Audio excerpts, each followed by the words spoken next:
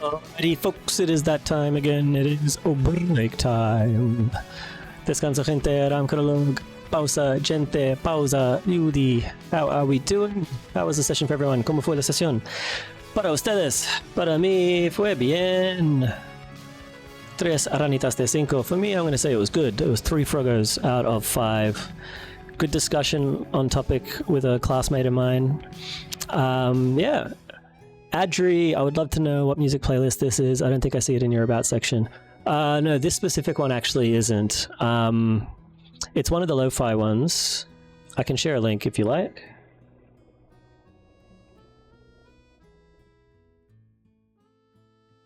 Yeah, we're currently playing Final Fantasy soundtracks. So let me share it. Because I just love the Final Fantasy games, so the music is all nostalgic for me, and it's more or less, yeah, it's more or less like lo-fi or no lyrics and stuff. Recuérdame, ¿estabas con la red de Gabito o no?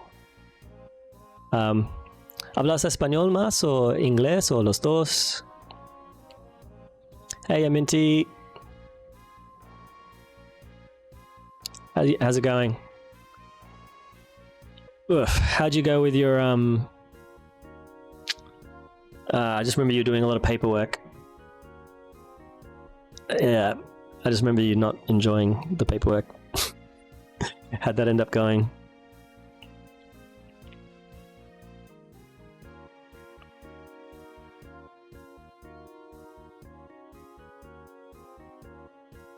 Okay, I'm now lurking someone named iRadDev.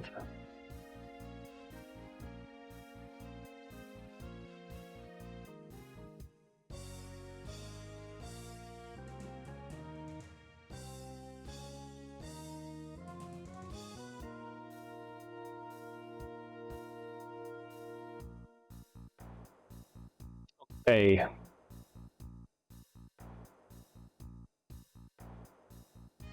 Need a new lurk. Un poco español, soy de Estados Unidos. Okay, muy bien, muy bien. This might be a nice place to practice then, because we mix it. We go back and forth a lot. I got one more of those due, but I feel better prepared for it this time. That's good. Lots catching up to do still, but less than 2 weeks now, and I'm free. Free? Like you're about to graduate? Adri, native English speaker, understand Spanish but can't speak it well. Nice to be exposed to it here. Me alegro, me alegro. Mi español no es tan bueno, pero intento. Yes, with my BSN. I don't remember what BSN stands for. British Supporters Network.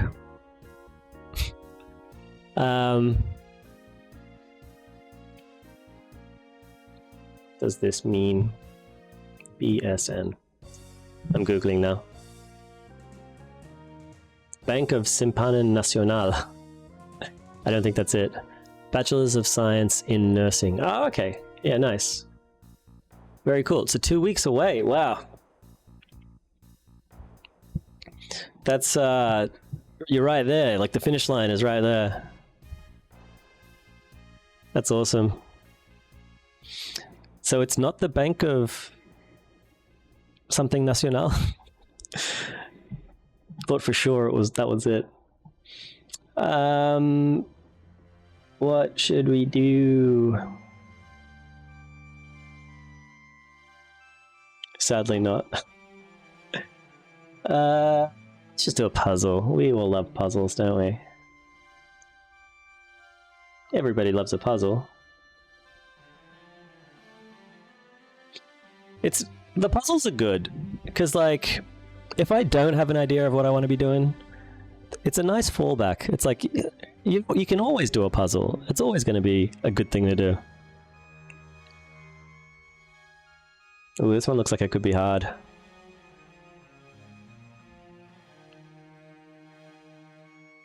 Yeah, this should be pretty hard. Well, maybe not. Maybe not.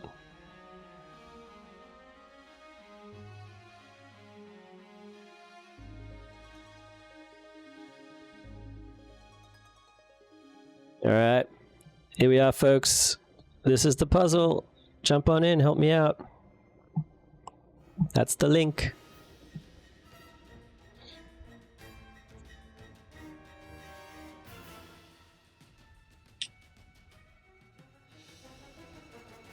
What have I been working on?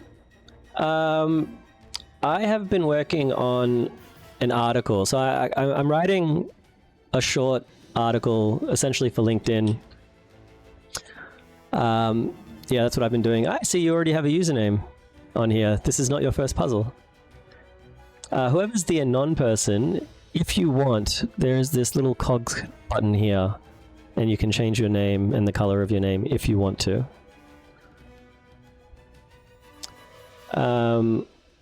But yeah, I've been working on a LinkedIn article, so I'm still trying to like nail down the topic, but I think I know what the topic is now. I can try to describe it to you while we're puzzling, if anyone is curious. I'll start talking, and then you just talk about something else if you want me to change the subject, and I'll start talking about whatever you talk about. But yeah, so the topic is basically, well, this is what I think the topic is. I still need to nail it down. I'm still figuring out exactly what it is, but it's something along the lines of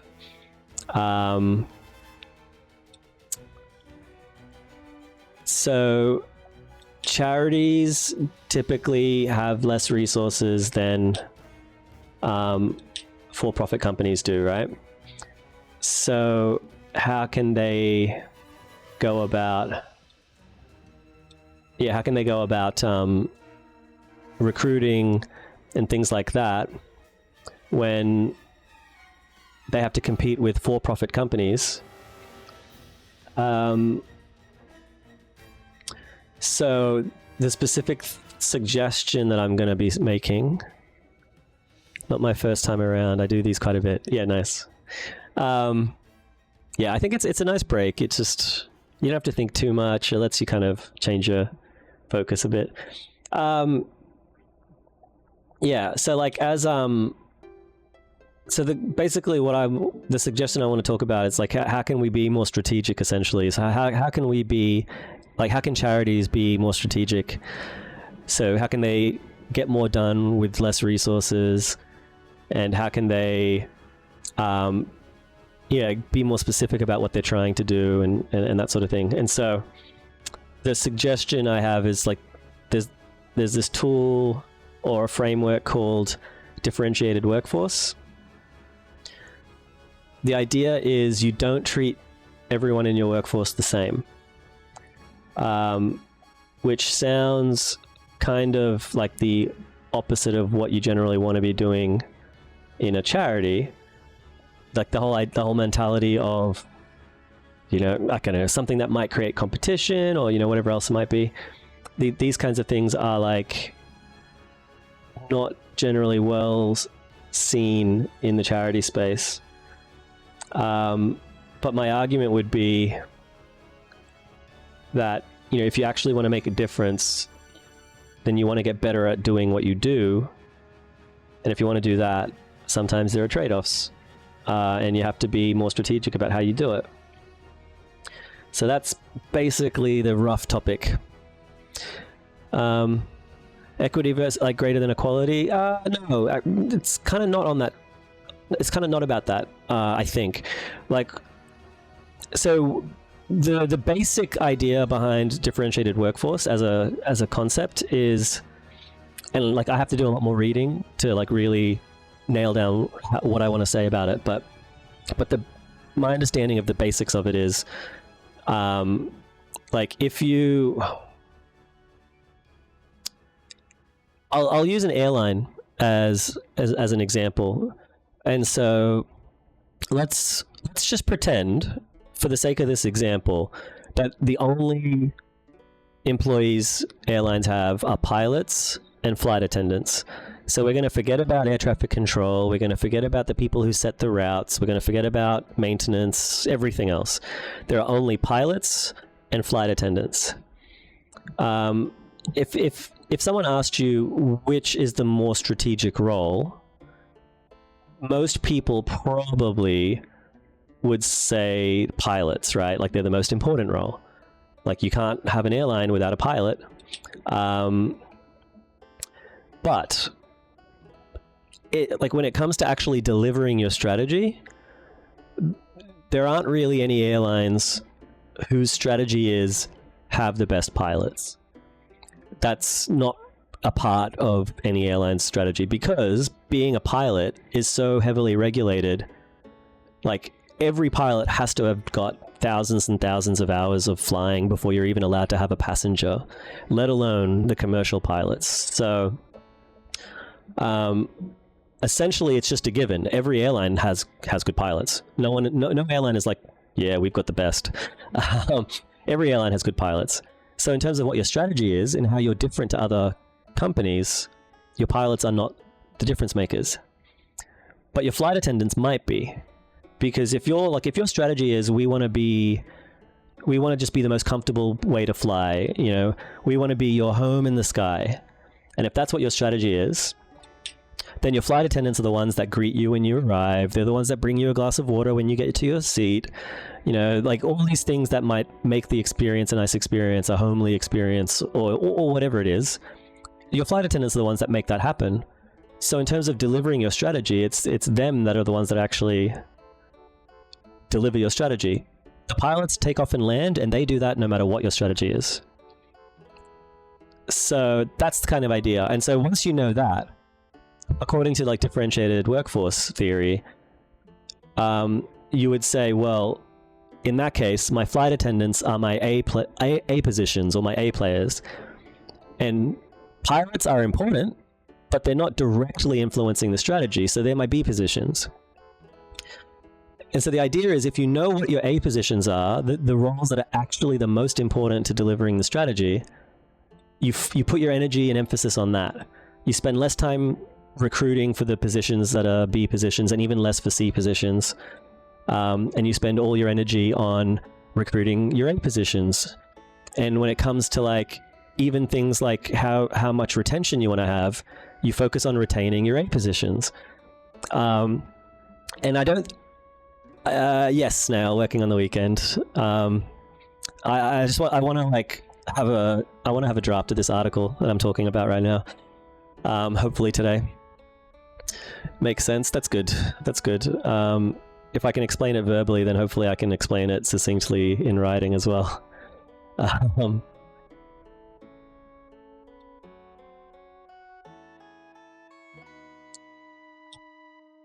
Nice. We finished a minute early. How good is that? Beautiful.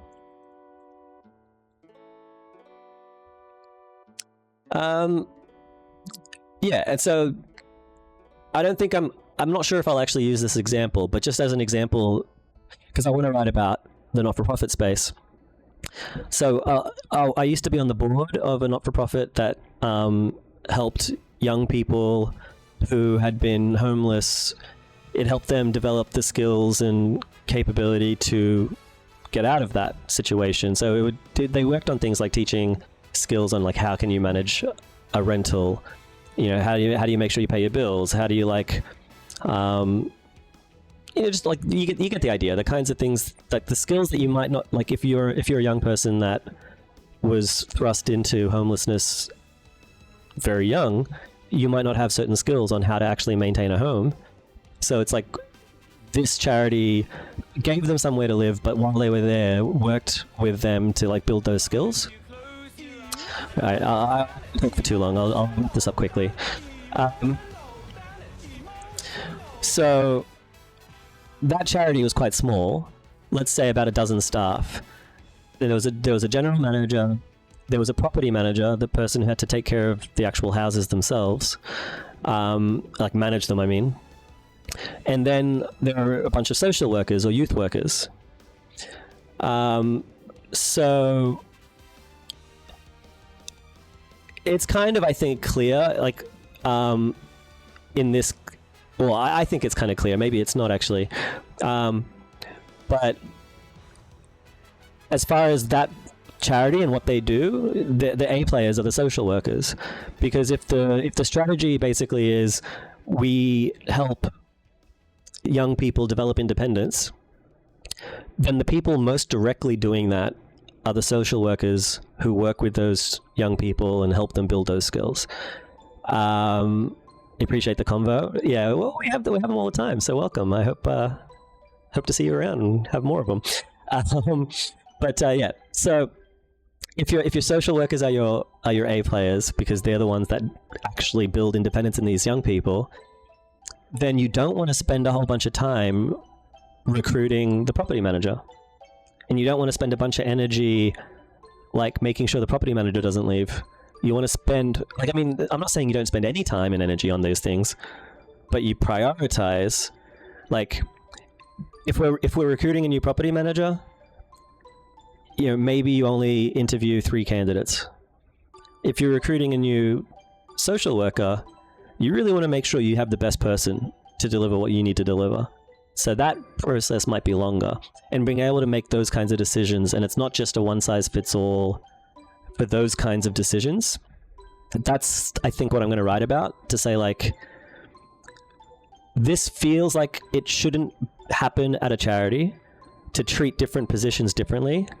But if we want to be more strategic, and if we want to be better at doing what we do,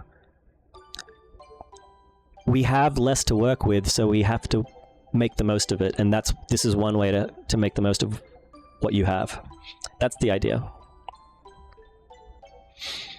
What about in a nonprofit with social workers versus doctors? So an example, like mine was an example of like working with young people versus doctors might be like in NGO, like Doctors Without Borders or something. Yeah, same thing. I haven't done any work with Doctors Without Borders. My sister has, so it'd be interesting to talk to her about this, actually. But just thinking out loud, and like no more than 2 minutes. At 70, we're going to get back to focus.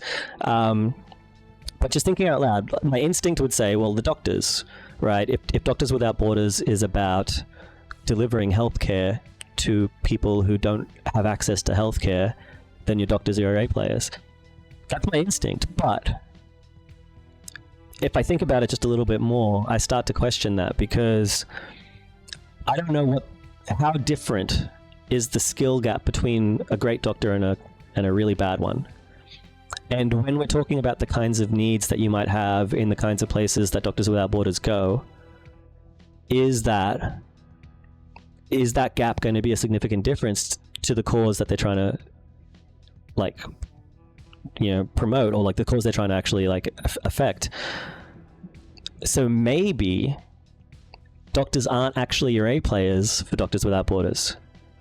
They might actually be B players. They're critical, they're important, you can't do it without them, but they might not be the most strategic element of Doctors Without Borders. It might be the person or people who are responsible for like logistics, like figuring out where is the need and who do we have and how do we get them there. Those are probably your A players, actually. You probably need like the best people, and probably need to be the logistics people. Because even if you have a bunch of average doctors, they're still going to make a big difference in places that have no healthcare. But you need to know what those places are and how you're going to get them there. That's the critical part to delivering the strategy of Doctors Without Borders.